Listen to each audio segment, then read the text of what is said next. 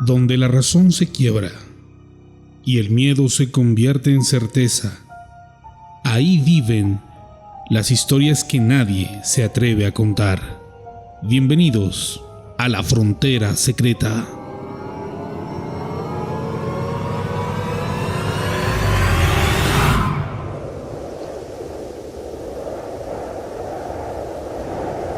Bajo las calles frías de Berlín, a solo metros de la frontera más vigilada del mundo, un grupo de jóvenes cavaba, no su tumba, sino un túnel hacia la libertad.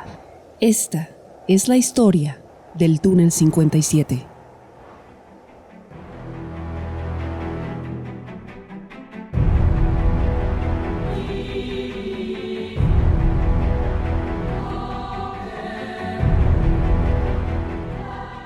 Después de la rendición de la Alemania nazi en 1945, los países que ganaron la guerra, Estados Unidos, Reino Unido, Francia y la Unión Soviética, decidieron dividir Alemania en 4 zonas de ocupación. Lo mismo hicieron con Berlín, la capital, a pesar de estar situada dentro del sector soviético. En la conferencia de Potsdam se acordó este reparto con la esperanza de estabilizar Europa. Sin embargo, la paz no duró mucho. Con el inicio de la Guerra Fría, la desconfianza creció entre las potencias. En 1949, Alemania quedó dividida oficialmente en 2 países. Al oeste, la República Federal de Alemania RFA, con un sistema democrático y economía capitalista. Al este, la República Democrática Alemana RDA, bajo el control soviético, con un régimen comunista autoritario. Berlín fue dividida en 2 y muy pronto se convirtió en el símbolo más tenso y visible de la Guerra Fría.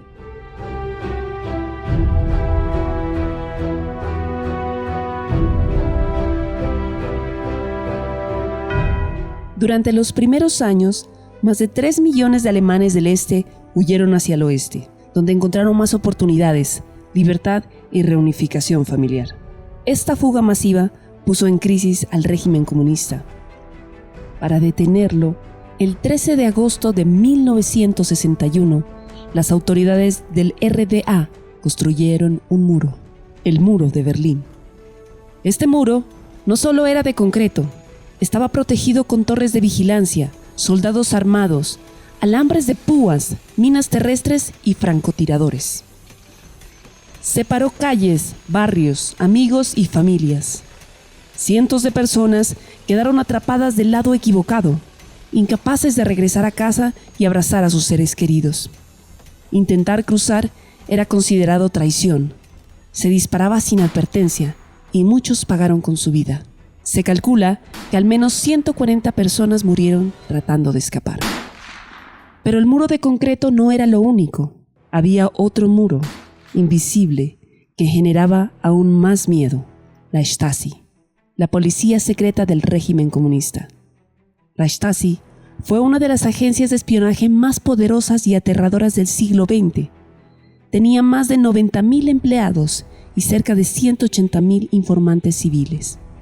Eso significa que casi cualquiera podía estar vigilándote.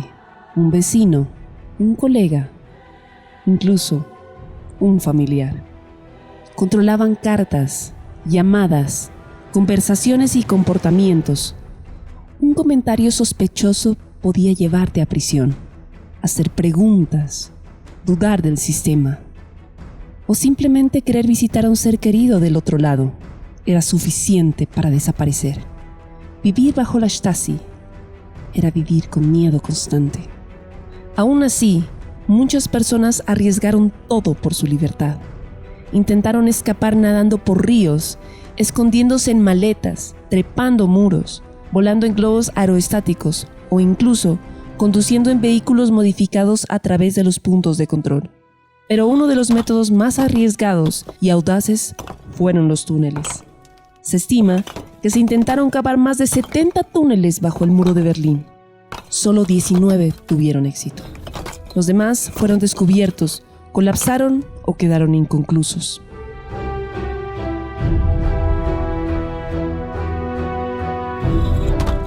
Cavar un túnel no era solo difícil, era un desafío casi imposible.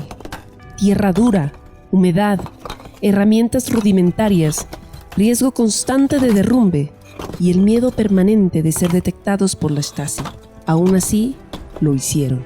No por dinero, no por fama, lo hicieron por amor, por familia y por libertad. Y entre todos esos túneles, hubo uno que se convirtió en leyenda. Uno que logró algo que muy pocos imaginaron posible: el Túnel 57.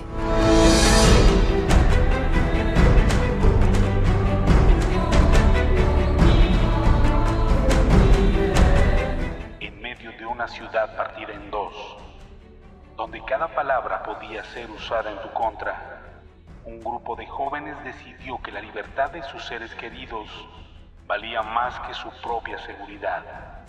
No sabían si lo lograrían, pero empezaron a cavar.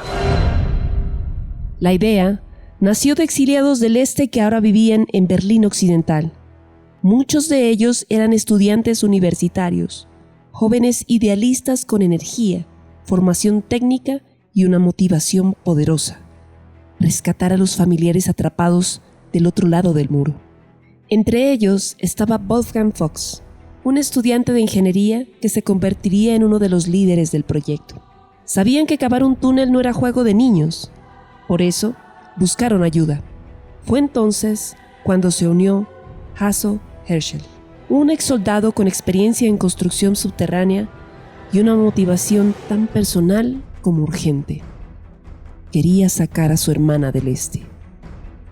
No eran una organización militar ni un grupo profesional, solo eran jóvenes comunes, con miedo, pero también con convicción.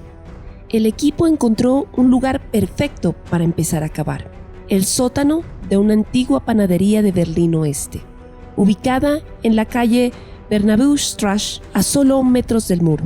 Ahí instalaron su base secreta. Durante el día fingían ser obreros o estudiantes normales, pero al caer la noche comenzaron a excavar. El trabajo era brutal. Usaban palas, cubos, carretillas y las manos. No había maquinaria pesada, eso llamaría la atención. Cada golpe debía ser contenido, cada piedra retirada con extremo cuidado. La tierra húmeda y el suelo irregular hacían que el túnel corriera el riesgo de derrumbe constantemente. Cada metro ganado era una pequeña victoria, pero también un paso más cerca del peligro. Durante 5 meses, cavaron sin descanso. El objetivo era claro: llegar a una casa del lado este, ubicada en la calle Strelitzer-Straße 55, donde vivían personas de confianza que colaboraban en el rescate. La distancia, 145 metros. La profundidad, aproximadamente 12 metros bajo tierra. El diámetro del túnel era tan estrecho que solo una persona podía pasar a la vez. Requería valentía, pero también sangre fría. Un error de cálculo, una denuncia, un espía, una vibración fuera de lugar, y todo terminaría. Octubre de 1964. Tras 5 meses de trabajo, el túnel conecta con la Casa del Este.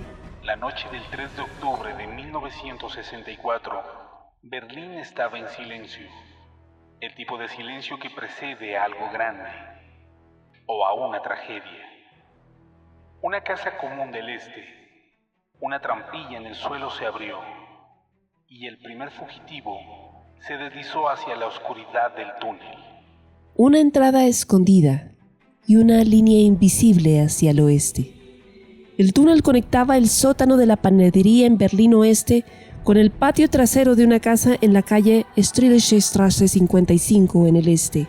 Esta noche, del lado oriental, todo estaba preparado. Desde el interior de la casa, uno a uno los fugitivos descendían por una trampilla secreta y se internaban en el estrecho túnel. El espacio era tan angosto que solo cabía una persona a la vez. No había luz artificial, solo una guía de cuerda, linternas y la voz de los rescatistas susurrando instrucciones desde el otro extremo. cada persona tardaba aproximadamente 10 minutos en cruzar. Esa noche escaparon 57 personas, 54 adultos, 3 niños. Habían hombres y mujeres. Algunos eran jóvenes con mirada decidida, otros padres con niños en brazos. Habían lágrimas contenidas, respiraciones agitadas y una mezcla de miedo y fe. Muchos no se conocían entre sí, pero todos compartían lo mismo. Querían vivir libres. Durante varias horas, el escape se llevó a cabo en completo secreto. Nadie sabía cuánto tiempo tendrían antes de ser descubiertos. Cada crujido, cada ruido arriba, podría ser una patrulla. Y entonces ocurrió lo inevitable. Una mujer que se había ganado la confianza de los organizadores fingiendo querer escapar, era en realidad una informante de la Stasi. Horas antes del escape, había alertado a las autoridades. Aunque los primeros en escapar ya estaban a salvo, las tropas del este comenzaron a acercarse. Y cuando llegaron a la casa, encontraron la entrada abierta.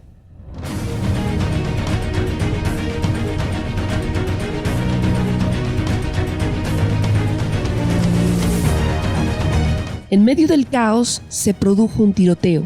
Los soldados del régimen se enfrentaron con los últimos organizadores del lado este que aún estaban allí.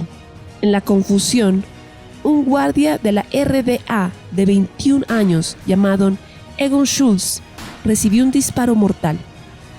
Durante años, el régimen comunista lo representó como un héroe asesinado por terroristas del oeste, pero con la caída del muro se descubrió la verdad. Schultz fue alcanzado accidentalmente por fuego amigo, disparado por otro soldado del este.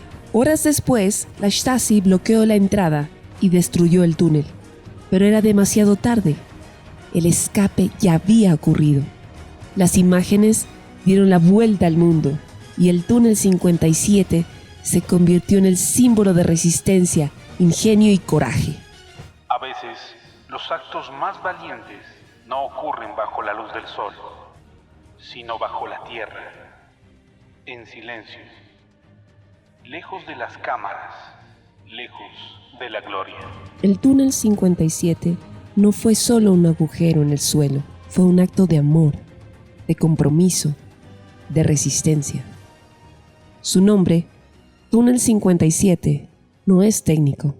Hace referencia a las 57 personas que lograron escapar. Fue el resultado del ingenio de jóvenes que se negaron a aceptar una ciudad dividida. Jóvenes que, arriesgando su libertad y su vida, cavaron un camino hacia la esperanza. 57 personas escaparon del control, la vigilancia y el miedo. Varios de ellos sufrieron secuelas físicas y psicológicas tras el evento. 57 nombres que no aparecen en los libros de historia, pero que vivieron para contarla.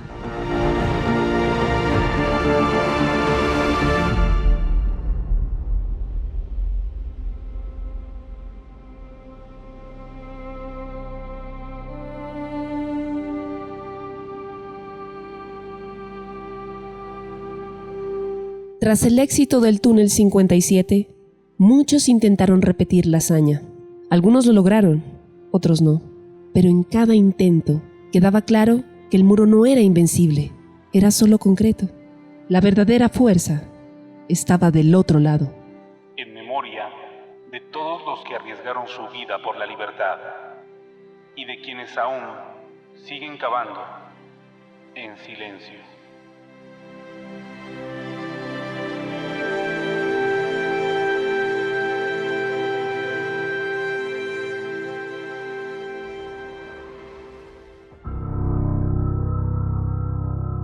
Gracias por cruzar la frontera secreta. Si esta historia resonó contigo, no olvides suscribirte y compartir este episodio. Nuevas historias cada semana. Hasta la próxima, donde lo inexplicable espera ser contado.